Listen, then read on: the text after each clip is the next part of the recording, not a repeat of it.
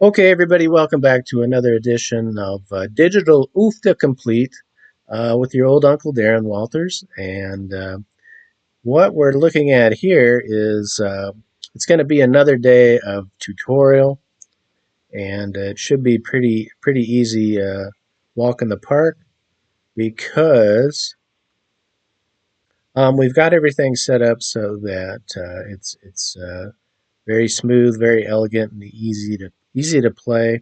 Even if you're new to electronics or technology, or you haven't even played UFTA, the analog version yet, um, what's going to happen is you're going to get your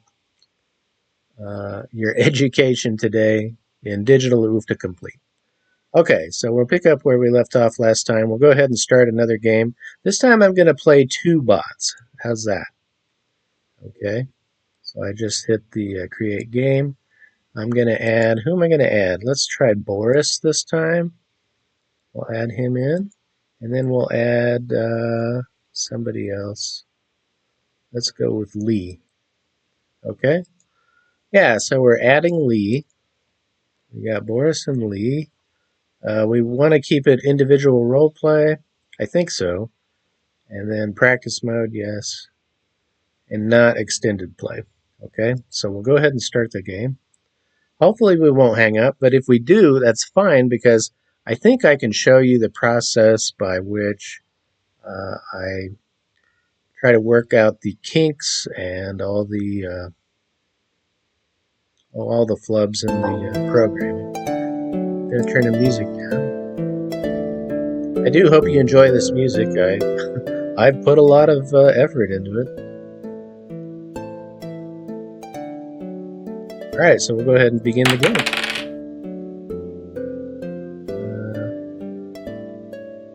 Except when we have the safe start, one thing I've noticed is that there it is. The dice sometimes doesn't appear, but this time we rolled a 2, so I guess we'll go ahead and take that.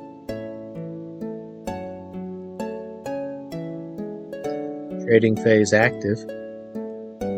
So we'll skip trading for now. I finally get to see the icons. Check out Boris and Lee.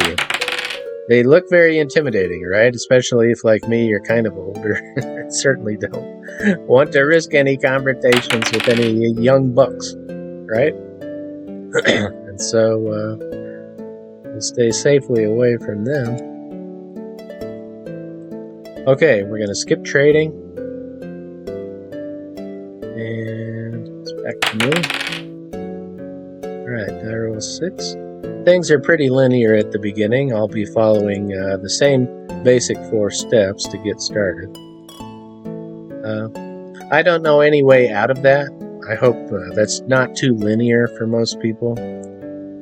I wish you could say you could just do whatever you want right from the start, but there does have to be some discipline. Some sort of a sense of order at the beginning. Go with carrots. Alright, so I'm planting carrots. And enter.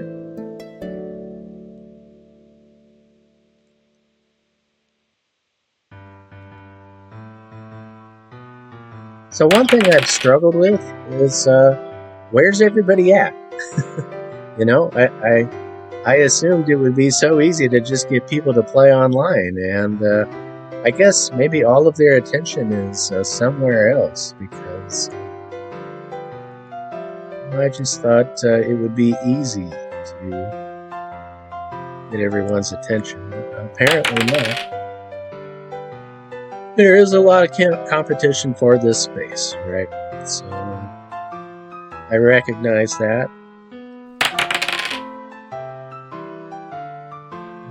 Let's go ahead and cultivate. This for carrots.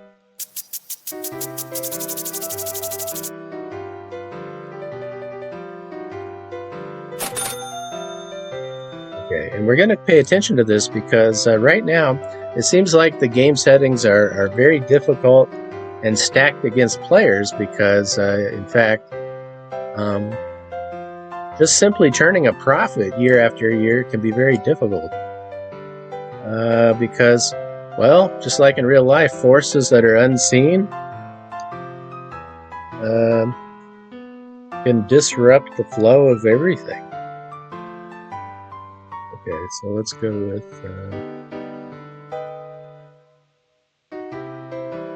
just get rid of. I don't have any good choices here. Okay.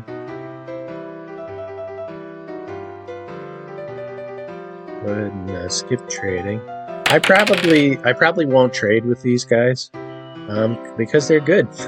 I mean, your rationale for trading may be completely different, and it may be completely contextual, depending, of course, on your specific circumstances in the game. And that's that.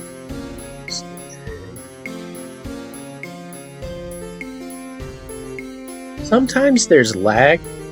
There's lag in the game, and it surprises me because this game isn't a graphics resource intensive game. But I guess there could be other causes for lag. It just, I don't know, it just surprises me. I mean, I have legitimately good hardware. I've met the requirements, the hardware requirements, software. And I guess I just don't know why it would struggle to load anything. There's no video being loaded, so there's no cutscenes, there's nothing difficult here. So it's a little annoying.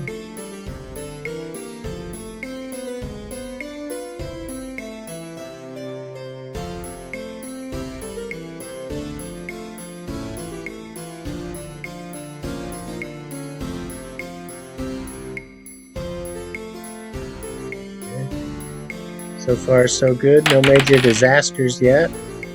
I'm sure there will be. Let's skip trading for now. Wow, so I had a guy go bankrupt on us. And what should I take? Char, looks like no squash. I did make one improvement. And that is that you can see the crops as you're cycling through them, trying to find one that's of equal or lower value than the one that got discarded due to bankruptcy. Okay.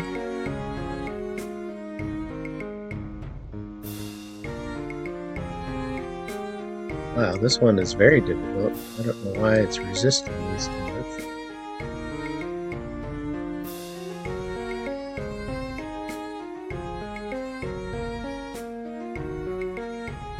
Okay, there it goes. Weird.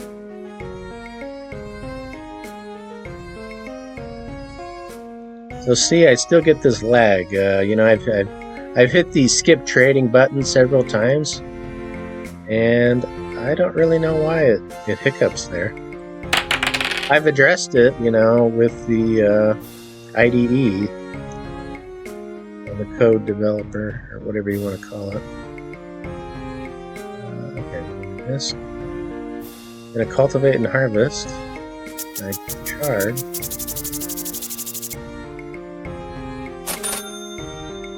And we're up to 19 tokens, so that's good. Get rid of.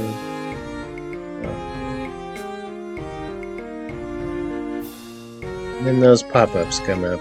And my apologies for the pop-ups. I really don't know what to do to get rid of them. I mean, I've tried, there's a special McAfee eraser sort of thing, an app that you can use. I've already tried that, and I still get the stupid apps. So,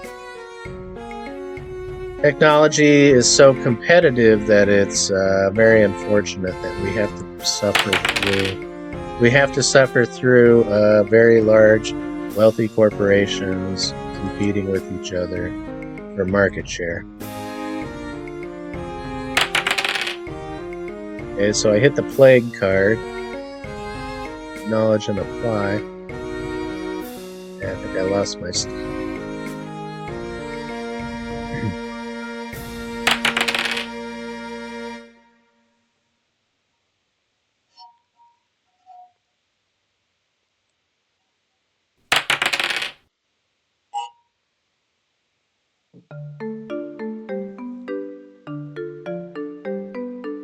Okay, so we're gonna skip trading once again. Although I really should, I should test the AI. I should test the bots to see what they're capable of doing. Now we're gonna disk, plant, these, and we're gonna think about doing multiple crops this time. That's squash. I don't have anything lined up though.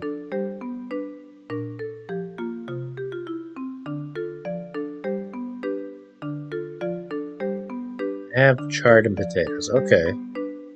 So we'll think about it. I've only got 17 tokens. I don't know. Let's just go ahead and harvest the peas and think about that next time. So again, these are just my decisions. Yeah. Your decisions may be completely different, and they're equally valid, right? They're just because I created this game doesn't mean I know what to do. I don't know what to do. And that's the beauty of the game, There's an element of chance. And the fun arises from trying to nail down those odds. Trying to predict, I guess, or forecast a little bit. Of course, human beings, we know how good we are at predicting the future, right? Yeah, pretty lousy. Many have tried, that's for sure.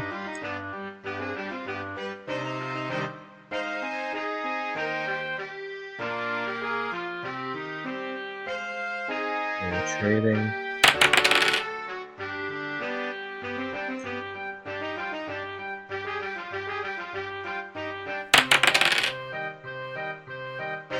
Just a lot.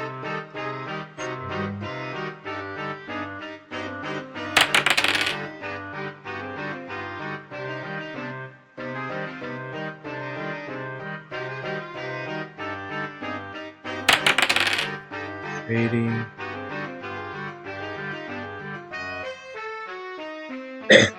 Because there's such contentious topics, philosophy, religion, things that people don't agree on, depending on how they were raised or what they really think. I've considered myself an atheist for a very long time. Just because, well, for one, it's just very easy to extract money from the vulnerable, from the credulous, right? And we don't want to do that, right? And so we're trying to avoid religious thinking. But here's the deal: it shows up in every human culture. There does seem to be something fundamentally, a shared values of some sort. If you do want to get along with people, that is. And I'm bringing it up here because maybe the atheist circles just aren't that wide and broad. Maybe they don't have the resources, right, that traditional religious thinking employs. I mean, you can do the stats and the numbers if you'd like, but Christianity in particular has a lot of money. Okay?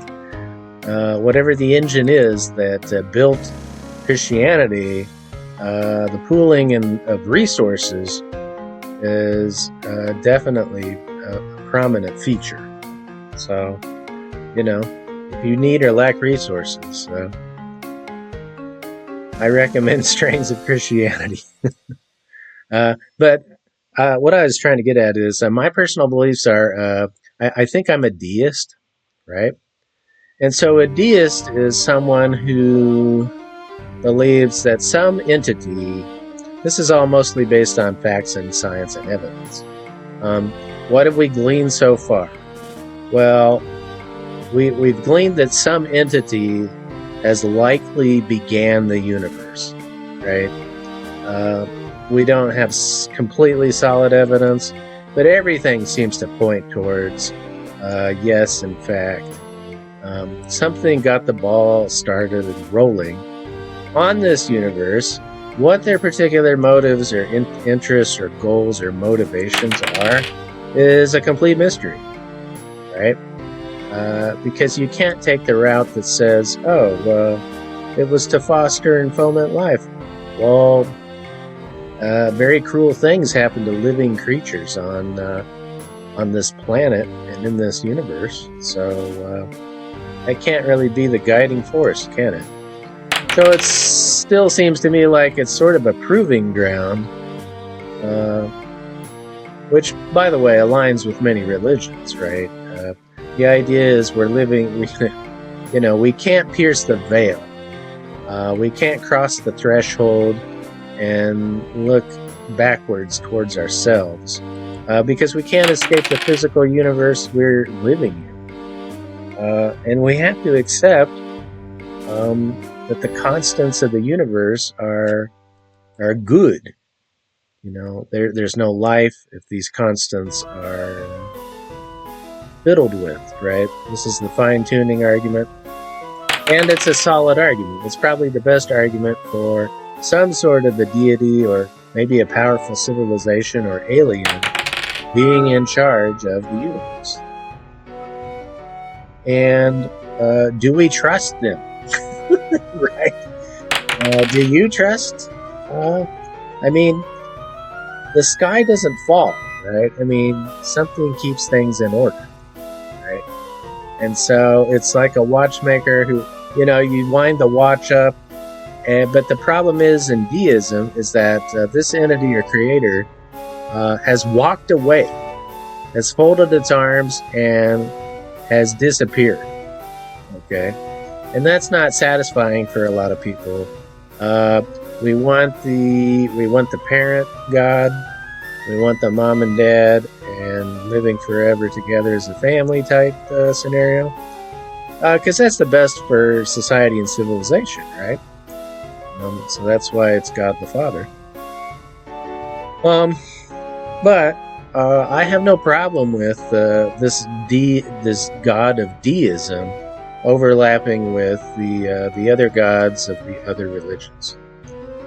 That's fine, right? Because I'm convinced more by the evidence. Give me science, facts, and evidence, and I like those things. But there's no question that history has shaped itself because people believed in things without sufficient evidence, and many mainline religions champion that. They champion the idea of blind faith, right? And I don't know. I feel like blind faith can get you in a lot of trouble. You could end up burning people who were not witches, right? Among other things. So, disastrous. Okay, I'm sorry, I'm wasting time. We need to plant. What do I need to plant? I need to plant cucumbers? Sure. So my feeling is, deism is the religion of people like Thomas Jefferson or Ben Franklin. Everybody in history has faults and problems, right? There's nobody that gets away unscathed. Okay? And so, bearing that all in mind, Thomas Jefferson was always kind of aloof, right? He wanted probably to get along with his fellow man and do what it takes to, just hang out with the guys or have a beer or something. And so what you don't want is, if you've decided you're going to go against the grain of culture or civilization or religious thinking, that can put you on the outside looking in. And that's got to end, right? I think I think people, we have apparently we have the free will to make our own choices and decisions. And I feel like the younger generations are going to get close with all the science and technology.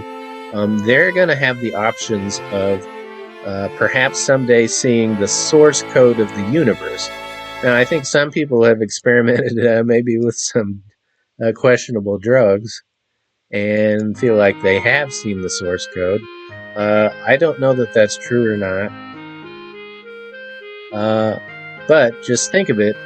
If we do get access to the source code, right? That is the underlying fundamental nature of reality itself, what really describes it, right? If we get to that, we're going to have a huge responsibility on our shoulders, or maybe on future generations' shoulders. Because if you can monkey with the system, can you do it without affecting everything else, right? There's been several instances in human history where we've experimented with nature, and it has often been disastrous, right? You think you need to introduce maybe a predator species into the ecosystem, and it turns out things get out of hand, and who knows what will happen. So the interconnectedness of nature, which in a seeming balance, means I don't know that we should be that gung-ho about fiddling with the source code of the universe. Do you really want one person or one group of people even to have all that power? Yeah, that's scary stuff. And I think with every big decision that humanity makes, there should be consensus. There should be voting. There should be democracy. Believe it or not, we still need democracy. So, all right, I'm gonna get rid of it.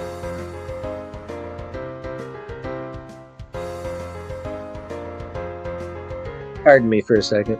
I'm gonna plug this back in.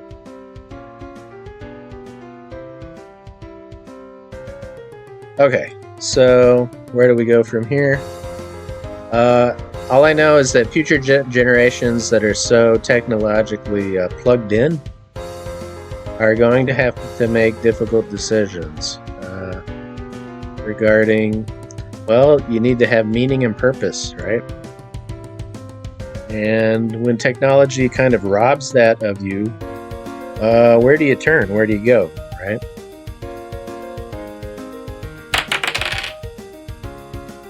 I guess we're going to be looking at universal basic income, which is a good thing, right? Because obviously, we're at a place where technology is threatening human value. And it's very easy to get down on yourself if you're in a comparison race and you're always comparing yourself to something that's perfect, right? Who wants to do that? You can also get into a negative headspace where it's like, man, it doesn't matter what my talents or God-given gifts are. I simply can't do this as well as the machine. And so how does that change my relationship to technology? Right? Because if we stick to a strictly capitalist system, we only reward people for their God-given gifts. A lot of our gifts are not lucrative. Okay. Apparently, unless you're the best at something, you don't get recognized, and you certainly don't get money. So what's the deal with that? So these are deep, difficult problems we have to figure out. Not everybody is blessed with the same tool set of gifts. And so we need to make sure we're still funding important aspects of humanity, such as the arts.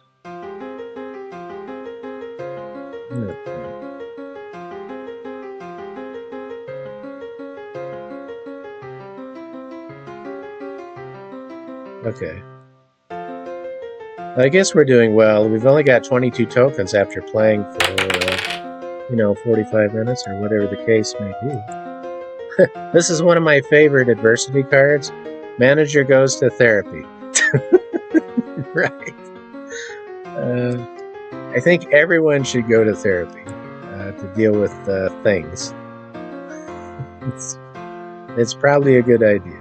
Okay, so now we'll get rid of the chart. Alright, everybody, so we're splitting trading. How are these other guys doing? Let's check it out. They've only got 5 tokens each. So I'm doing better than them at the moment, right? So score 1 for the human beings, right? Lots of drift. Down here, the field to revert.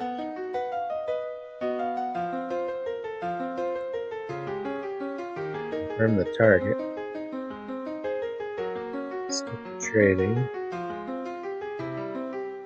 Okay, so here's a critical juncture in gameplay.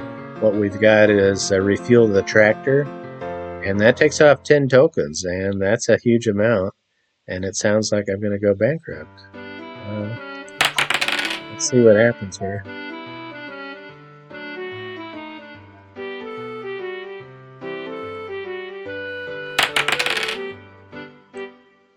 I'm having to re-roll.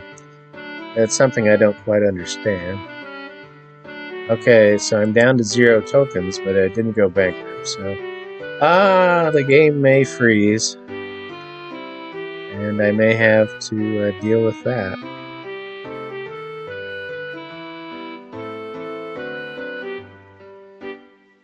Alright, so, maybe this is as far as we get. I don't see a way forward if we don't get a response here pretty quickly. But I did, in fact, go down to 0 tokens, and it bankrupted me, which is bad in itself, but you know what? That's reality.